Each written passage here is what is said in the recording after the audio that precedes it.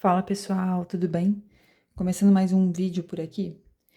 Nesse vídeo eu quero exemplificar de uma forma prática, vou dar um exemplo de como nem sempre patrimônio ele é benéfico.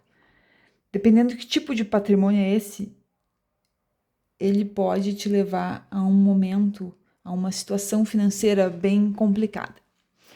E aqui eu vou usar um exemplo de um casal que juntos, eles têm um patrimônio de 5 milhões.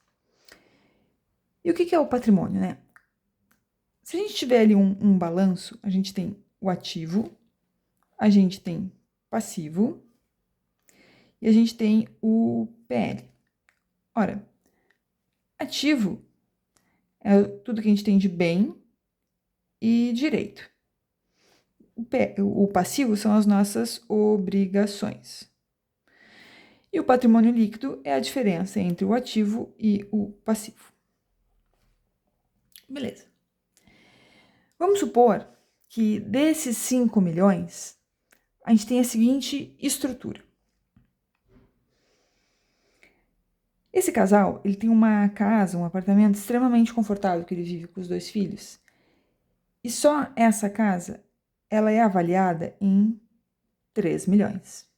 Beleza. Esse casal também tem um apartamento na praia, para ir de vez em quando no verão. E eles raramente vão, mas tá lá e 1, 2 vezes no verão eles vão lá. E esse apartamento hoje ele é avaliado em 1 milhão. Esse casal também de veículos, carros, cada um tem um. E os dois somados, hoje, eles têm o valor de 500 mil. Fora isso, esse casal tem no banco guardado 500 mil. E é assim que se configura o patrimônio desse casal. Esse casal tem um patrimônio de 5 milhões. Se a gente somar esses 4 itens, dá 5 milhões. Esses valores são o ativo desse casal. São bens e direitos que esse casal construiu ao longo da vida.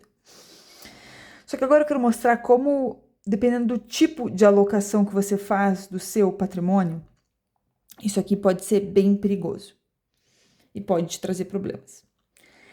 Esse casal, quando eles somam a renda um do outro, eles têm uma entrada todos os meses de 70 mil reais. Só que eles foram alocando um patrimônio de forma que esse patrimônio ele demanda bastante recursos para ser mantido, né? A casa tem um condomínio caro, as contas são caras, a manutenção é cara, o apartamento da praia, mesmo que eles vão 1, 2 vezes por ano, eles têm que pagar as contas, eles indo ou não indo. Então, manter isso aqui também é caro, os carros são caros, o IPVA é caro, o IPTU é caro. Eles têm um alto custo de vida. Eles têm um patrimônio que exige muito recurso para ser mantido. Beleza. E eles têm uma boa entrada mensal. Somando ali, vão fazer que cada um ganha 35,70. Só que esse casal, ele alocou o patrimônio de uma maneira, ele foi construindo esse patrimônio de uma maneira que ele exige muito.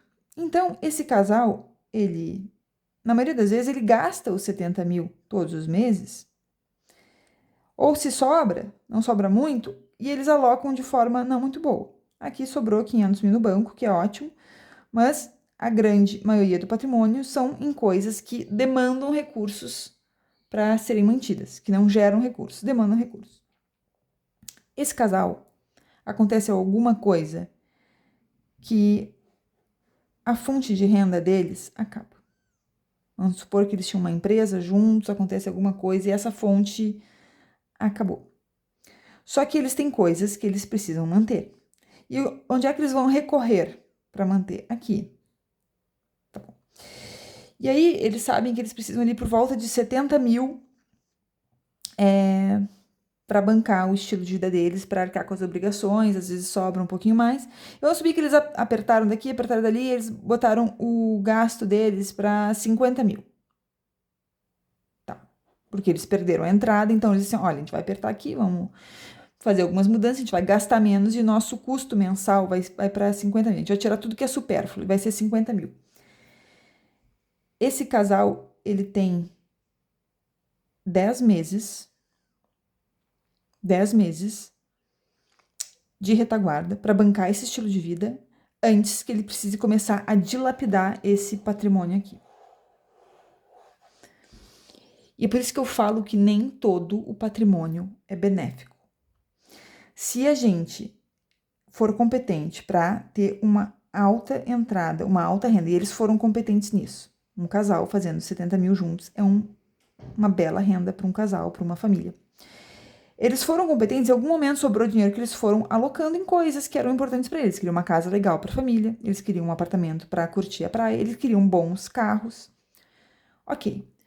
Só que eles não se atentaram para o fato de que essas coisas que são muito legais e são muito boas têm uma alta demanda de recursos para serem mantidas.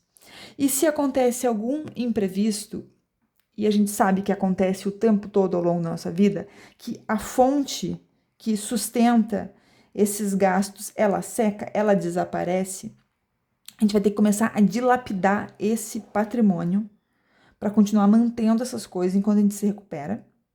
Porque assim, depois de 10 meses, eles conseguem por 10 meses. Se em 10 meses não resolveu, vai ter que começar a vender o carro, talvez vender o apartamento da praia, talvez ir para um apartamento mais simples. E quando a gente vende as coisas, precisa vender as coisas para pagar outras, geralmente a gente começa a dar uns bons descontos, né? Porque a gente tem pressa e a gente precisa daquele recurso para arcar com outras obrigações. Esse é um exemplo de um patrimônio que foi construído e que pode ser perigoso. É que, como se fosse um castelo de areia. Ele tá lindo, ele ficou bonito, só que ele é frágil. Ele é frágil, porque no momento em que acontece qualquer coisa, que isso aqui deixa de existir, isso aqui diminui, a gente começa uma corrida contra o tempo para achar uma outra fonte de renda para sustentar toda essa estrutura que a gente montou. Agora, vamos fazer um outro cenário. Esse mesmo casal, ele tem 5 milhões. E aí, quando eles foram comprar um apartamento, eles decidiram assim, eu acho que um apartamento de 2 milhões é suficiente para nossa família. É um apartamento confortável, é muito bom, tá bom pra gente. Eu acho que como a gente só vai uma ou duas vezes para esse apartamento da praia, talvez a gente não precise ter. Quem sabe quando a gente vai uma ou duas vezes, a gente fica num hotel e tá tudo bem. Será que a gente precisa ter carros que juntos, somados, valem $500 mil? Será que a gente não pode cada um ter um carro de 150? Então a gente vai ter 300 mil alocado em carro? E aí, será que a diferença, porque agora ele tem 2 milhões e 300 mil imobilizado.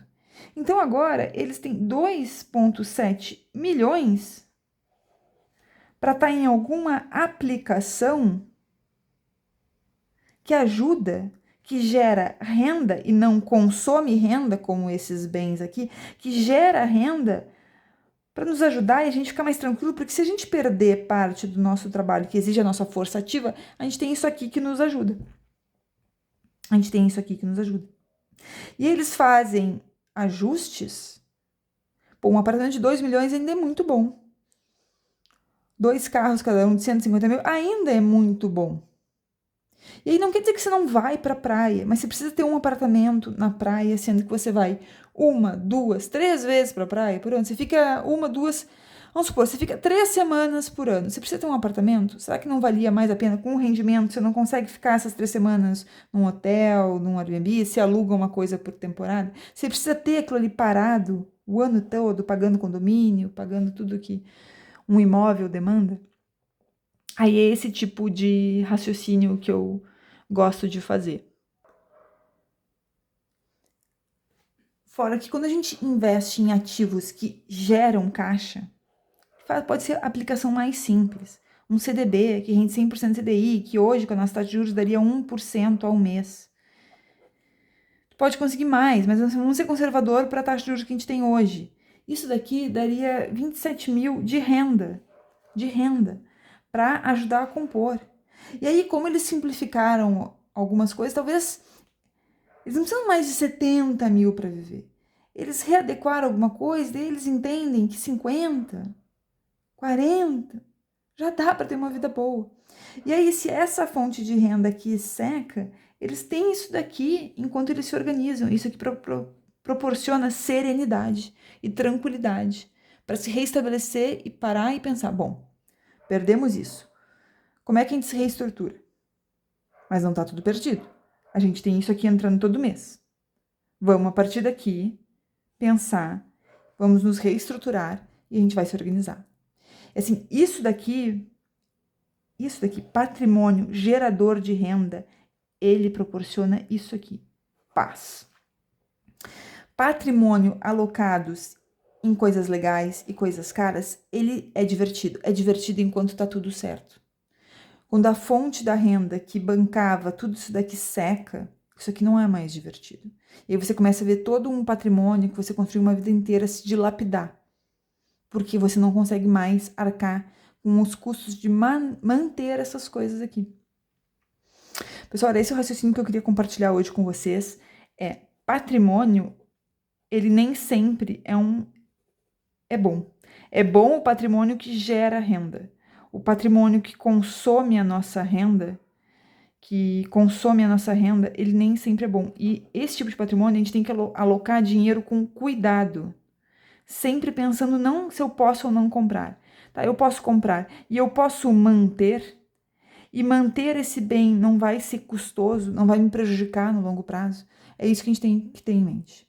Pessoal, era isso que eu queria compartilhar hoje com vocês. Obrigado quem assistiu até agora. Um abraço e até a próxima.